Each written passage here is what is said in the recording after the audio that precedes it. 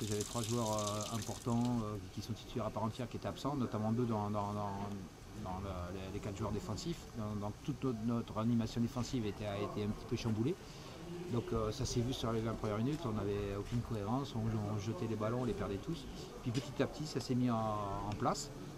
Et la fin de mi-temps m'a convenu. Voilà. Denis Terrien, entraîneur des Portes de l'Entre-deux-Mers. De nouveau, on avait beaucoup plus d'impact sur le jeu, on maîtrisait un peu plus les choses. Et puis la seconde mi-temps m'a conforté dans ce sens. Je pense que sur l'ensemble de cette seconde mi-temps, on n'a pas 50 000 occasions de qualité jeu, puis elle a ses têtes sur la barre. Et sur l'ensemble de cette seconde mi-temps, je suis globalement satisfait par rapport à tous les pépins qu'on a rencontrés jeudi.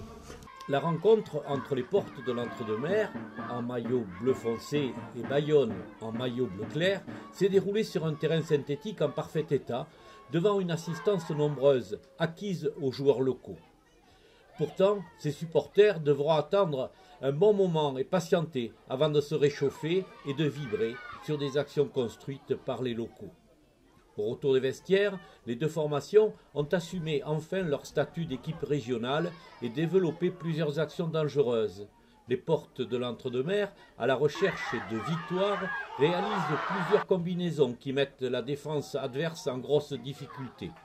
La maladresse et le gardien de Bayonne s'inviteront pour les annihiler.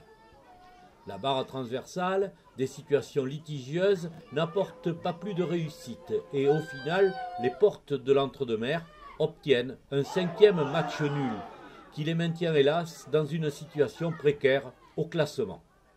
Jean-Luc Vessy, le président, reste optimiste. Le club ne fait que renforcer son impact dans la région.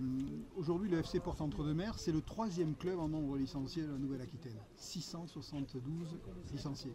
Ce qui est assez exceptionnel eu égard au territoire rural et eu égard à la dimension de ce club. 11 communes, intercommunalité, donc il faut faire vivre à la fois toutes les histoires de clubs singulières et faire en sorte que tout cela fasse un club. Je crois qu'on y arrive.